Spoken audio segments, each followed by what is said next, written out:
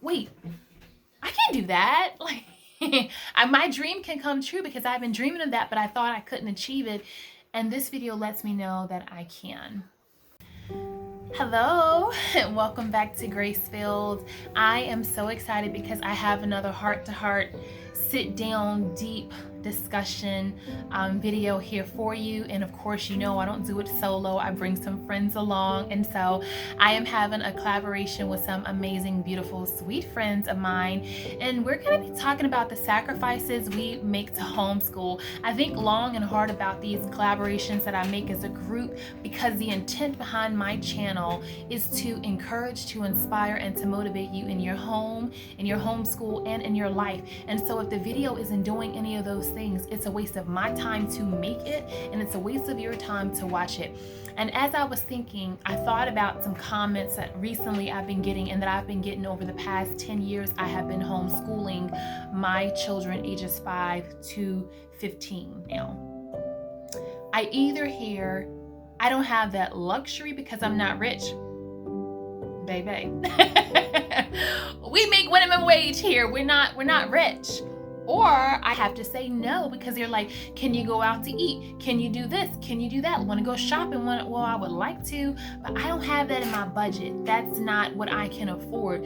So let's talk about this. Let's break it down a little bit more because I'm not rich and I can't go shopping with you. So what's really going on and what's up? Make sure when you're done watching this video that you look at the description box. You can check out all the other amazing moms, most of which I call friends and I love dearly.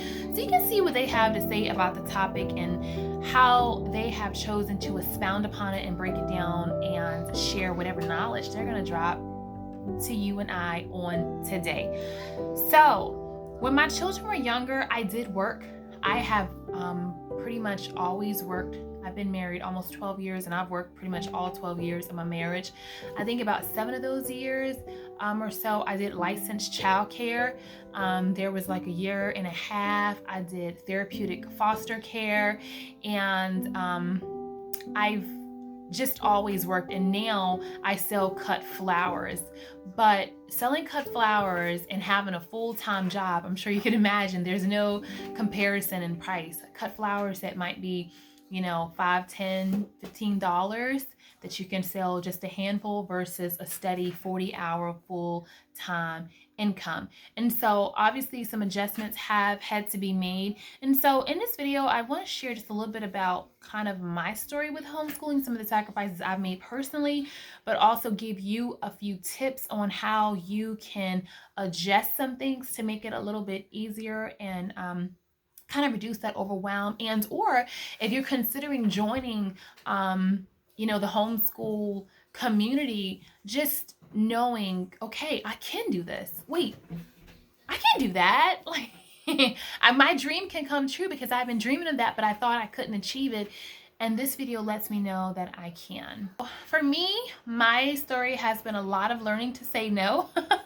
That's a word that I am just learning in my, you know, my early 30s. It hasn't come as easy to me as it does to some. And I think it's just the way that I am, my personality, the type of person that I am. But I've needed to say no to what's not important, to what's not a goal, to what's not a priority, so that I could say yes to all the things that are goals and important and priorities, and all the things that I am working towards that's going to take me to where I want to be ultimately in the end stage. Okay, so I feel like I've had to really guard my time a lot in this season. And when I say guard my time, what I mean is I've needed a lot of extra time.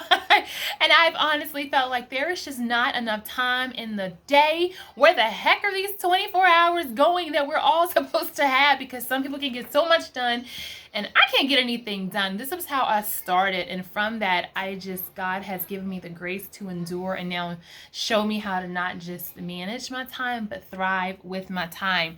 So for me, what I've had to sacrifice and what I've had to do is I've had to really cook each meal at home from scratch or just here, because the reality is going out to eat just one time for my large family of 7, I mean, honestly, could be almost half of my grocery budget for the entire week. And that's just not a sacrifice that I'm willing to make. One day of eating out and then beans and rice for the rest of the week, you know. So that is one area I do spend a lot of time. Another thing is, when it comes to time, is I can't go out, you know, as much as others, you know, go out.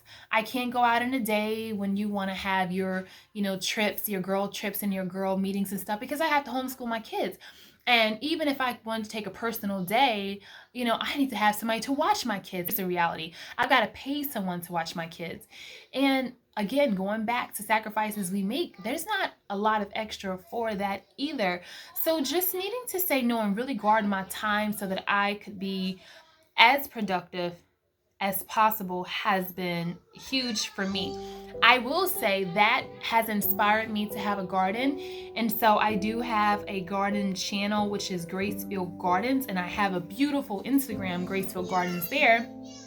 But that was all birthed out of necessity. It wasn't like, hey, let me just go look outside and see what I can grow today and do. It was like, you know what? We need some more food. We need to eat. I love eating organic, but I'm on a budget. Organic food, but a budget. Okay, I'll grow as much of it myself as I can, and that'll help me out financially by making my pennies stretch just a little bit further. And those of you who've been following me this year, I started a cut flower farm, and so now I grow my own flowers, which is so funny because I remember not even being able to afford to buy flowers in the grocery store because it just wasn't in a budget. And now I grow my own, and I have flowers all over the house all the time.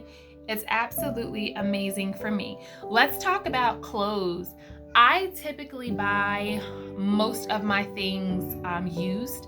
I will take, you know, or I will buy some things on clearance or sale, but predominantly I'm buying used, because what I realize is most tops are like $30 or so, $40 or so for the jeans and pants in the store. And honestly, at the Goodwill, I could have a wardrobe for a whole week with that same amount. And that's not even going on days that they have half off or they have dollar days. And I have brand new Lulu dresses, $90 dresses for $1 at the Goodwill. They don't always know brand. They don't always know how to price things accordingly. And on those dollar days, there are no exclusions. And so I've been able to get designer items that I love at a price that I can afford. And so, yes, it's been a sacrifice not being able to buy a lot of the luxury things that I would want to buy or that I would buy. However, the, you know, trade for it is being creative, like going on that treasure hunt to see what you can find. And I think the best thrift, not that I found, but that a friend of mine found, was I was looking to see if my basket is here. Those baskets that are like wicker and they're like fair trade. They're made in Ghana. They're handmade baskets. A lady friend of mine has one that's about this big, and she paid $3 at a thrift store. That's $100 basket, guys. Oh my goodness. Oh my goodness. Oh my goodness. Focus. But the point that I'm saying is, you can really get some really great treasures that way. So now let's talk about my nails, my hair, all that stuff, because sometimes I get comments on it. Honestly, I do it myself. And because I didn't do my hair, it's in a scarf today. But I don't want to get ahead of myself with the tips, but I do my own nails too. I do my own eyebrows. As much as I can over the years, I've just learned how to do everything myself. It cuts out that middleman, and it really limits my expenses. Talk about some tips here, because I'm getting into them organically anyway. So one tip is to menu plan. When you cook at home, batch cook, when you can shop on sale and in season, you really make your budget go further, and you make that meal budget just go from a little to a lot. If you've been on this channel for the past 6 years I've been on here, I've always said you can do a lot with a little. And that is how you do it right there. Second, I said it earlier, but shopping on sale, shopping on clearance, shopping off season. What? I went into Walmart the other day to grab something.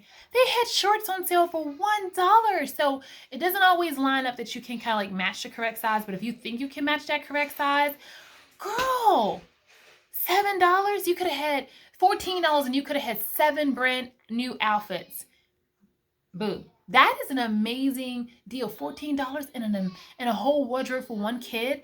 I've got 5. Well, my older one's not wearing Walmart, but that's not the point. The point is, especially those of you who kids don't care about name and or smaller kids, that works perfect.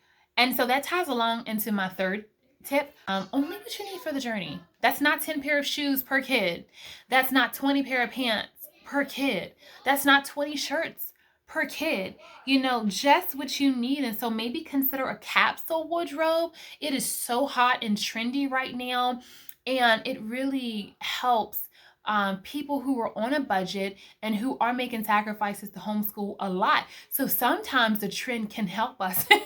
And with minimalism and with capsule wardrobes, that is a way to help the mama on a budget and help the mama who's sacrificing to homeschool her children, if she's had to give up an income like I have and like most of you guys tell me that you have as well.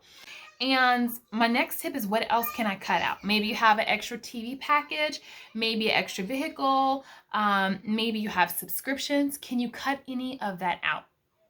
But it's not always of what do I have to cut out, but sometimes, okay, what can I bring in? How can I do things differently? So first of all, once you set a budget, the next thing is, let's look at your lifestyle and see how we can kind of match it, but in home, right? Like, how can we do this, you know, for the cheap? So if you're always buying a $5 coffee, maybe you can invest in a nice coffee maker. Now you can have your expensive coffee, but at home. Okay, do you go out and buy $6 smoothies every single day?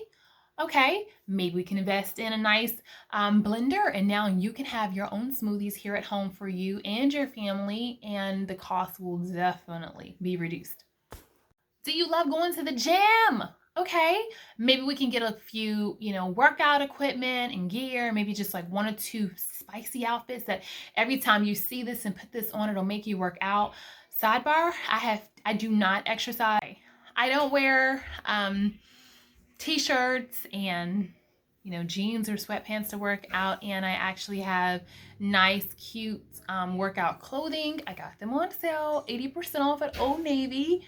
But when I put those clothes on, I know I came to work out. And I feel comfortable doing it. Like, I feel confident, I feel good, and I'm dressed for what I'm about to do. And so back to topic, if you like working out, if you love going to the gym, and if you can get yourself maybe just 2 cute outfits, because you've got a washing machine in your home, you can wash them, and you can just have like your bells and your DVDs.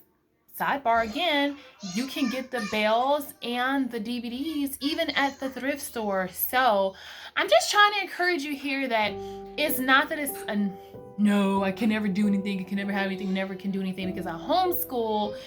It's I get the blessing and opportunity to homeschool my children, and although financially I cannot continue with the lifestyle that I like in some cases, I still can find ways, creative ways, to continue with the things that I like while doing it on a budget, while doing it with this income loss until my children are older and I decide I'm ready to go back into the workforce full-time and back to my full-time income.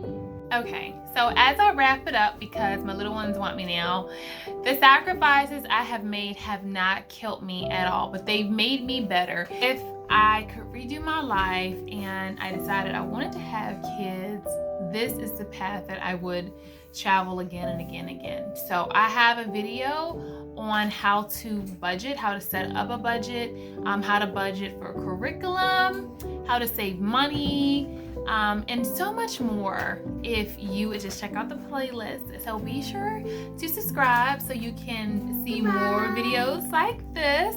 And I have a quick tip for you guys. Bye. And that tip is, if you get gift cards or money for holidays, birthdays, special occasions, or anything like that, you could take those and use those to treat yourself to some favorites that maybe you've had to give up or cut out of your budget temporarily, right? All things temporarily. And until you can fit it back in the budget. So I am on Instagram, for those of you who do not know, at Grace.Filled_Homeschool. Okay, do you guys want to say something? You're in my video. Yes. What do you want to say? And make sure you like the video. Make sure you like, okay. And make sure you don't skip. Lonnie, you're showing it. Lonnie, why don't you show them your hair? And Kalani can sing, so Kalani should have some singing. Oh, yes. Okay, so clearly my time is up. Thank you so much for joining me. Make sure you check out my friends. Okay, check out my friends in the playlist. And if you're coming over to one of my friends' channel, introduce yourself so I can say hi. You can do a lot with a little. And until next time, blessings. Bye.